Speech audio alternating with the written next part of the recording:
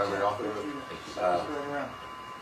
Just getting back to cutting taxes versus increasing taxes, eliminate all of the challenges that we see in the higher R-S.C. Not so much about beating Biden, but beating Trump. You got to do both. If you want to be president, you're two juggernauts. The fact. So the good news is, so far, the more time we get, the better off we are. Frankly, people respond really well to an optimistic, positive message, including conservative. So the truth of the matter is, if you want similar policy successes on the domestic side, but you actually want someone who can persuade the independent voters to join, I'm your guy. So. That's it? Yeah. All right. Yeah, there you go. That way you just better shot these guys.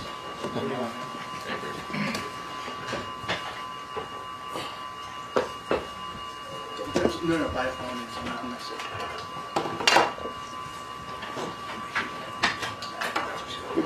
Thank you for the tour, though. Man. Certainly, Suite of Business that's been around since 1884 is an unusual opportunity. Yep. To be honest with you, so few businesses, as you guys probably know, the first 5 years, 80% of small businesses fail. Yep. The next 5 years, 80% of those fails. So 1884 minus 2023, it takes a long time for a business like this to succeed. Yeah, so we're going for third generation. Yeah.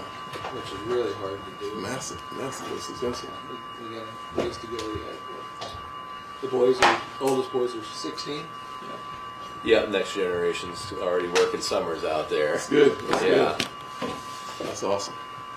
Well, thank y'all for taking the time and showing me the facility, frankly, the use of technology. Part of I've got something called Made in America. We're focusing on creating 10 million jobs, and about 40% of those jobs come from high-tech manufacturing. That's why I was asking some of the questions about the future of technology and the impact it can have positively on job creation. So many people are afraid that technology destroys jobs. It actually creates more jobs, and as we were looking at that one piece of equipment, thinking about the number of bodies it would take to do that job, and you multiply that out and think about the quality of the opportunity for those folks who will be doing that job in the future, that equipment will probably save, obviously, tons of time. Some injuries, probably, but improve the quality of life of the folks that are working there. And as we talked about the importance of a value-based proposition, it's not the number of hours you work, but the value you put in those hours, and the multiplier is really helpful. Well, and competing for those hires within the area, so the quality of work life and things like that for our employees will get them in the door, but then retain them long term, like Mark was saying, some of the flexibility and the actual work tasks that they're performing. Which is, I think, in the current generation, it seems like people really do want that high quality of life, not just the job with the money. They want to experience life on their terms, and this is a good example of how that can happen. We are struggling though with the trades. Yep. There's the welders, fabricators. It's difficult to find those people. One of the things that we have the Made in America part of my build, not borrow plan, and a part of that is to re-engage. You might be old enough to remember SHOP in high school. We love SHOP. We love SHOP. Have you seen our plans? I know you old enough though, so I know I'm old enough. But the fact is that if we went back to having SHOP embedded into our education system, but not only there, but making Pell Grants available to, if you have an 18-week course you need to go through in order to become a welder, why not have the Pell Grant available for that program?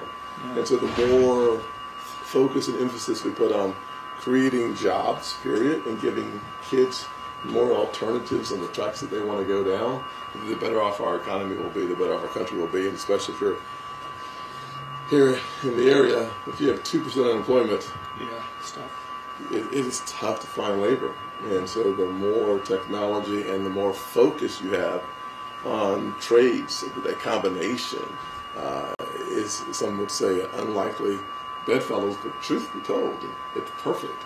Some people want to use their hands and their head at the exact same time. And watching the geometry of some of the things that you all are making out there, it requires thinking and doing a lot of. We are seeing at least our local school districts start to recognize the opportunities, and we've been collaborating with them. We developed a weld academy down the street here at the high school in conjunction. So it was the high schools in Story County, the local community college, and a couple of private businesses, including ourselves. So we have 16 students now at our high school getting weld training, and the original instructor came off our shop floor. And I would let him leave for 4 hours in the morning and go down there and teach the class.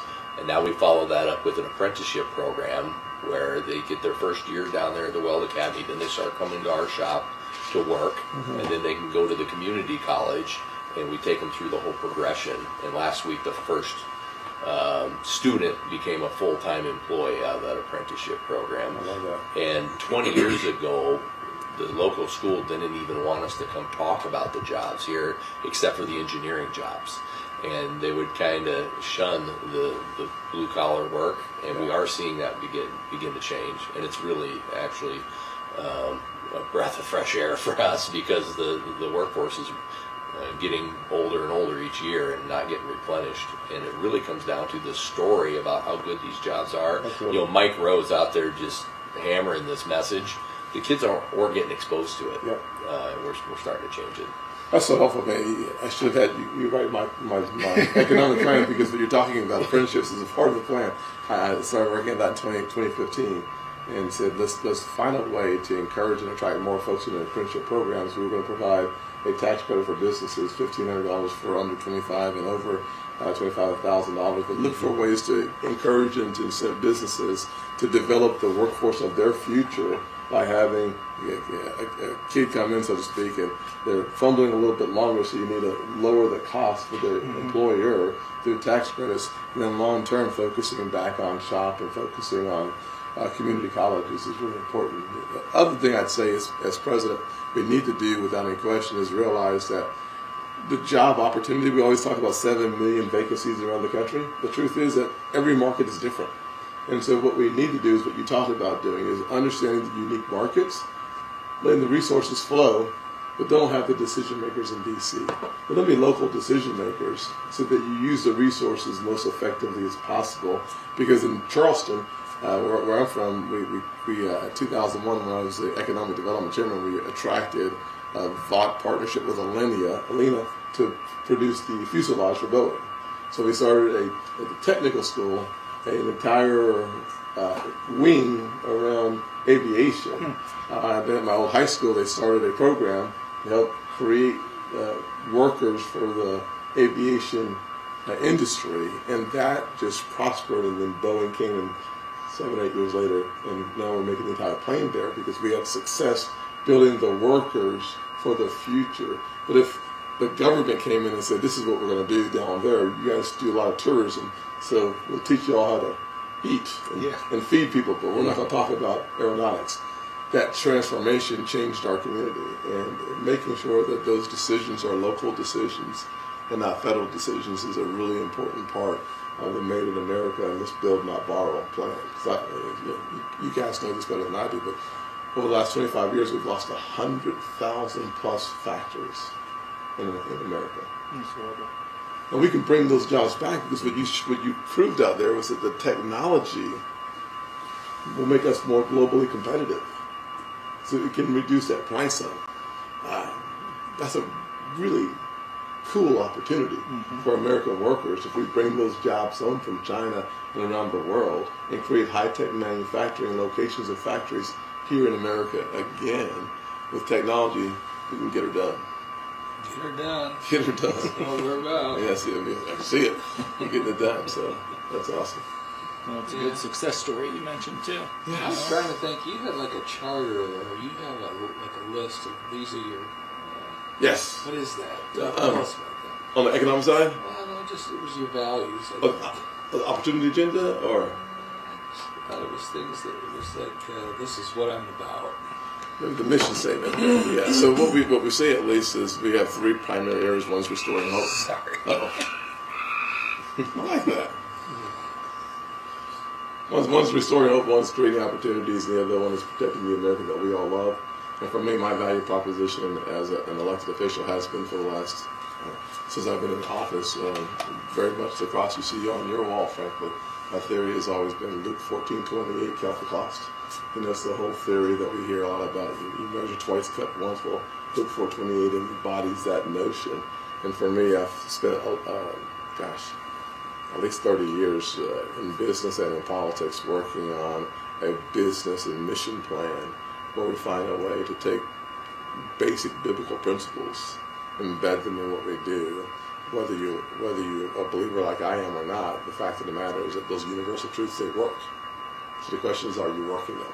You know, it's like one of the concepts that we work on from an education standpoint is that closest thing to magic, even though we don't believe in magic, but there is something magical about a good education. There's a good education in America, and we find the scriptures and the principles that undergird that kind of success for our society. And we do the same thing with the Proverbs 22:7, the borrower slave to the lender. So understanding those key principles.